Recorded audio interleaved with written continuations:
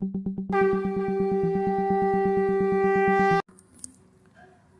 पुरुषोत्तमम।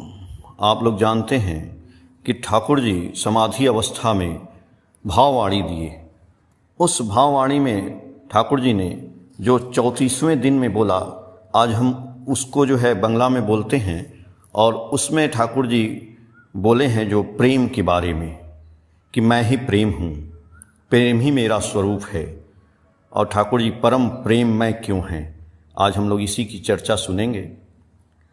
जो सातवती में श्री जयप्रकाश नायक ठाकुर जी के एक भक्त हुए, उन्होंने लिखा है, लेकिन उसके पहले हम पुण्य पोथी की वो 34वें दिन की वाणी की चर्चा कर रहे हैं कि ठाकुर जी बोले हैं, आमी आमी आमी समग्र जगत्ता के प्रेम सूत्रे बांधार जन्य आवार आमी नूतन पुरातन नय कतोबार एसो छिलाम आवार ऐसे छी अमार स्थूल स्वरूपई प्रेम जा शिराय शिराय तंतरे तंतरे प्रत्येक केंद्रेर कम्पन जा अनुभव करा जाए सेई प्रेमई आमार स्वरूप महाशांतिराजेर सेई विराट दरजार चाबी आमार काछे सेई चाबी प्रेम এই মাত্র আমাকে উপলব্ধি করা আমানি সেই চাবি তার কাছে যায় শান্তিরাজের দরজা খুলে বিমল আনন্দ উপভোগ করা সেও আমি হ্যাঁ আমি তিন আমি এক দেখ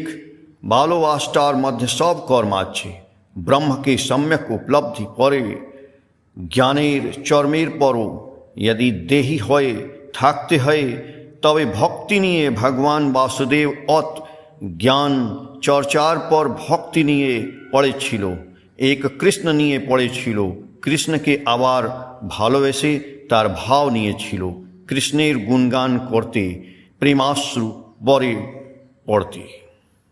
ठाकुर जी कह रहे हैं इसमें कि मैं ही समग्र जगत को प्रेम सूत्र में बांधने के लिए एक बार फिर आया हूँ। नूतन पुरातन नया कई बार ठाकुर जी आए, इस बार भी आए हैं। इसीलिए ठाकुर जी बोल रहे हैं कि हमारा स्थूल स्वरूप ही प्रेम है, जिसके मैं सिरे सिरे में नस नस में प्रत्येक केंद्र के कंपन में हमको अनुभव किया जा सकता है। और ठाकुर जी बोल रहे हैं वही प्रेम ही मैं हूँ, प्रेम का स्वरूप ही मैं मेरा स्वरूप है, प्रेम ही हमारा स्वरूप। तो इसकी चर्चा हम करते हैं। श्री जयप्रकाश नायक जी ने जो लिखा है सातवती में, वो लिखते हैं कि प्रकृति और संसार में अनेक ऐसी आधारभूत संरचनाएं बनती हैं जो फिर ध्वस्त भी हो जाती हैं। मानव ने प्रकृति और संसार को अपनी सुविधा अनुसार ढालने के अनेक प्रयत्न करके इसे प्रयोगशाला सा बना दिया है, लेकिन फिर भी मनुष्य जीवन के अनेक क्षेत्र में स्वयं को ठगा सा ही महसूस करता है, क्योंकि मनुष्य स्वयं के अंदर प्रेम की व्यापकता स्थिरता एवं विस्तार को समझने के लिए ही प्रकृति के सभी गतिविधि से लेकर उसके प्रारंभ एवं उसमें हो रहे अनेक परिवर्तन को काफ़ी गहराई से अध्ययन करता आ रहा है। उसी विशद अध्ययन का परिणाम है कि नित नए अनुसंधान होने के कारण विषयों के क्षेत्र में काफ़ी तेजी से विस्तार हो रहा है। हमारा मस्तिष्क एक ब्रह्मांड की तरह है जिसमें सूक्ष्म विचार बढ़ते जा रहे हैं, फिर भी हम मानव मस्तिष्क का आधा अधूरा ही अध्ययन कर पाए हैं, जिसे विज्ञान प्रयोग करके प्रत्यक्ष रूप से सामने लाया है। लेकिन अध्यात्म आज भी विज्ञान के धरातल से काफ़ी ऊपर है, क्योंकि ऋषि मुनि एवं साधकों के द्वारा जो बातें वेद पुराण के माध्यम से रखी गई है वह आज भी विज्ञान के बढ़ते कदम की समीक्षा करने में सक्षम माना जा रहा है। आज मानव अपनी मानवीय संवेदना से दूर, बहुत दूर होता जा रहा है, क्योंकि उसके केंद्र बिंदु में निस्वार्थ प्रेम का लगातार क्षय होता जा रहा है, जिसके कारण मनुष्य परिचयहीन होकर भटक रहा है। उन्हें इस बात का पता ही नहीं है कि मैं कौन हूँ, मेरे परिचय का उत्स कौन है। आज कोटि कोटि ब्रह्मांड के मालिक युग पुरुषोत्तम श्री ठाकुर अनुकूल चंद्र, जो वर्तमान में अवतार के सभी गुणों से विभूषित हैं, आज वे ही मनुष्य के एकमात्र भगवान हैं, जिन्होंने मनुष्य मात्र का प्रेम, श्रद्धा और विश्वास के माध्यम से जीवन में बचने बढ़ने का सुगम मार्ग प्रशस्त करने में आदर्श साबित हो रहे हैं। श्री ठाकुर की सरल उक्ति है कि धर्म में सभी बचते बढ़ते संप्रदाय को धर्म नहीं कहते। वास्तव में बचने बढ़ने के मार्ग को प्रेम ही प्रशस्त कर पाता है। श्री ठाकुर द्वारा लिखित सत्यानुसरण की यह पंक्ति काफ़ी उपयुक्त एवं समीचीन जान पड़ता है। भक्ति ला देती है ज्ञान, ज्ञान से होता है सर्वभूतों में आत्मबोध, सर्वभूतों में आत्मबोध होने से आती है अहिंसा और अहिंसा से आता है प्रेम। अनेक सामाजिक प्रदूषण के बावजूद, अनेक प्रलोभनों के बाद भी प्रेम ही एकमात्र बचा रहता है, शायद इसलिए कि वह जीवन के बचे रहने की अनिवार्य शर्त है। प्रेम के बिना जीवन की कल्पना थोथी दलील के सिवा और कुछ नहीं है। सारी संप्रदायों एवं प्राणी मात्र के जीवन की प्राप्ति के मूल में प्रेम ही केंद्र बिंदु है। ऐसे वर्तमान समय में प्रेम प्यार वृत्ति प्रवृत्ति के प्रभाव में खतरनाक होता जा रहा है। इसकी वजह से सभ्यताओं की जड़ें हिलती हैं, धर्म जाति देश और व्यवस्था की बुनियादें कांप उठती हैं, वर्चस्व के कायदे दरकते नजर आते हैं, सील और संकोच की दीवारें गिर जाती हैं। दुनिया ने इस प्रेम को भरमाने के बहुत जतन किए। प्रेम को अनुशासन में बांधने के लिए ईश्वर से प्रेम, मनुष्य से प्रेम, माँ बेटे भाई बहन के अतिरिक्त और भी कई रिश्तों में जोड़ दिए गए। लेकिन इतने के बावजूद कुछ रिश्ते बेनाम होकर प्रेम के रास्ते से बिल्कुल मजबूत होकर गुजरता नजर आता है। यही नहीं, इस प्रेम ने दुनिया को जीने लायक बनाया, सुंदर सरस और मधुर बनाया। प्रेम में वशीभूत होकर ही दुनिया के महानतम साहित्य की रचना हुई, मधुरतम संगीत का सृजन हुआ, विभिन्न कलाओं का विकास हुआ। सच पूछें तो मनुष्य होने का सुख भी प्रेम से ओतप्रोत होने के बाद ही प्राप्त हुआ। ऐसे आधुनिक साहित्य की एक धारा प्रेम को दकियानुसी विषय मानती है। उसको लगता है कि असली साहित्य वह है जो शोषण, बराबरी, बदलाव एवं क्रांति का अलाव जगाता है। लेकिन इससे बड़ा सच यह है कि अगर जीवन के मूल में प्रेम न होता तो जीवन मशीन मात्र बनकर रह जाता। उक्त सभी बातें निराधार साबित हो जाती। प्रेम बहुत सूक्ष्म होता है और बहुत विराट भी। प्रेम में मैं और तुम का अंतर मिट जाता है। प्रेम अगर पहचान बनाता है तो पहचान से मुक्त भी करा देता है। अनुशासित प्रेम पहचान का प्रतीक बनकर सामने आता है। उच्छृंखल एवं अंध प्रेम पहचान मुक्ति का प्रतीक बन जाता है। प्रेम मैं का एक विस्तार है जिसमें सब कुछ समा जाता है। सच्चा प्रेम अगर हमें समर्पण सिखाता है तो झूठा प्रेम हमें अपना शिकार बना लेता है। प्रेम सबसे सुकुमार और पवित्र तब होता है जब वह अव्यक्त होता है, वह केवल महसूस किए जाने के लिए होता है।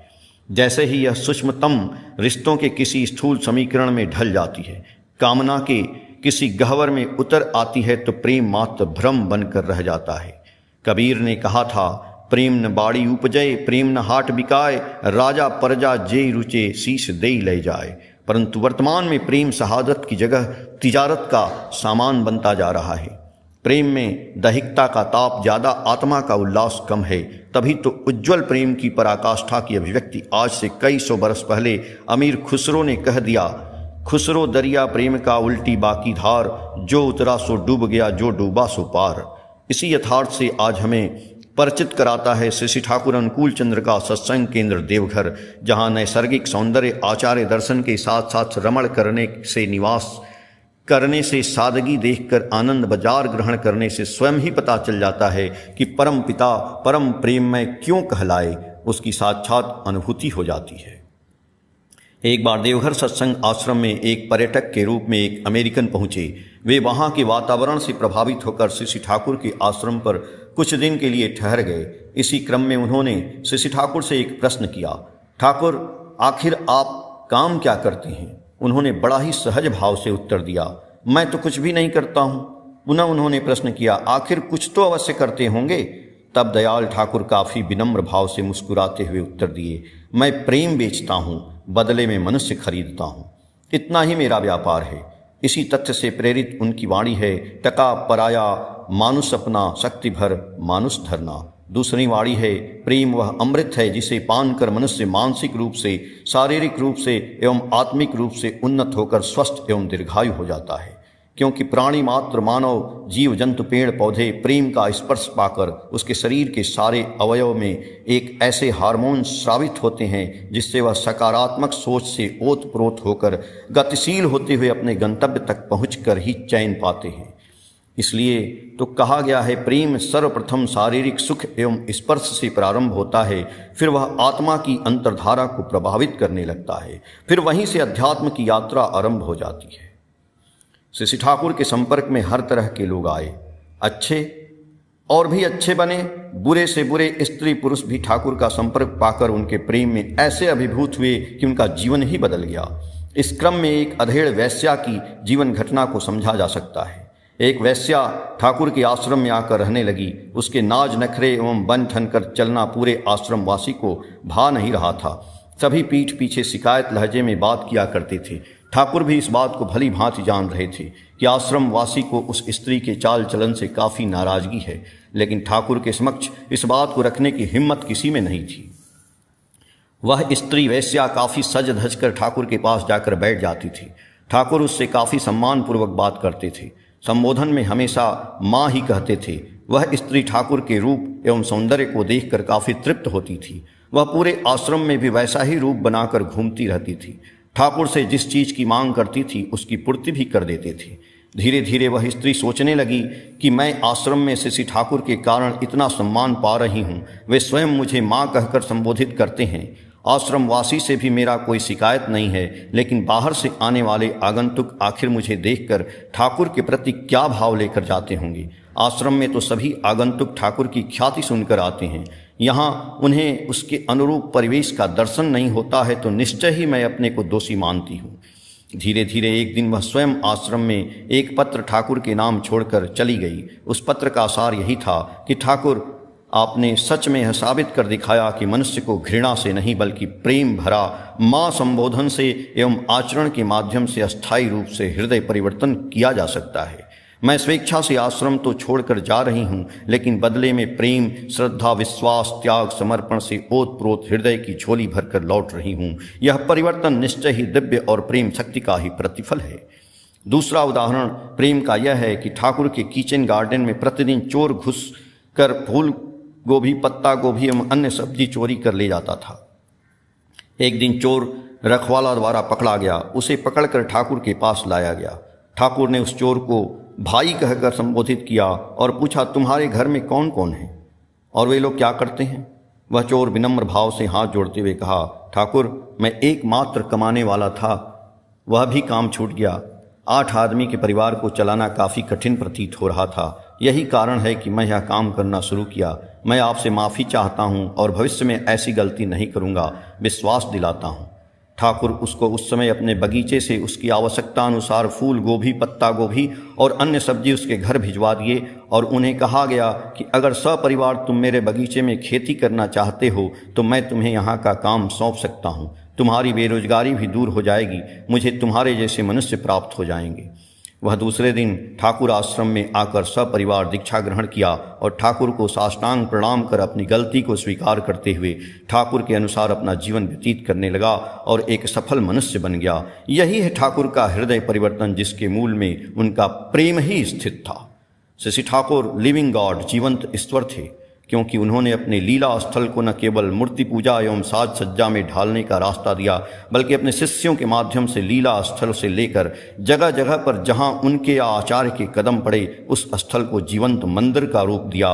वहां प्रतिदिन विनती प्रार्थना के साथ उनके साहित्य की चर्चा एवं उनके उद्देश्यों को कार्यान्वित करने की दिशा में अनेक कदम उठाए जा रहे हैं, ताकि उनके जीवंत दर्शन स्थायित्व प्राप्त कर सकें। ऐसा नहीं कि भगवान शंकर के गुणों को जीवन में उतारने के बदले जलाभिषेक करके ही उनका आशीर्वाद प्राप्त करने की प्रयत्नहीन चेष्टा आदि जो धर्म को अंधविश्वास की ओर अग्रसर करती हो, आज हमें जो देखने को मिल रहा है वह धर्म का अवशेष मात्र रह गया है। उसे जीवंत रूप में श्री ठाकुर उसकी पुनर्स्थापना करने आए हैं। निश्चय ही दयाल देश के मालिक श्री ठाकुर जीवन संगीत के उद्गाता हैं, अमृत पथ के दिग्दर्शक एवं प्रेम पथ के उत्कर्ष हैं। जय गुरु।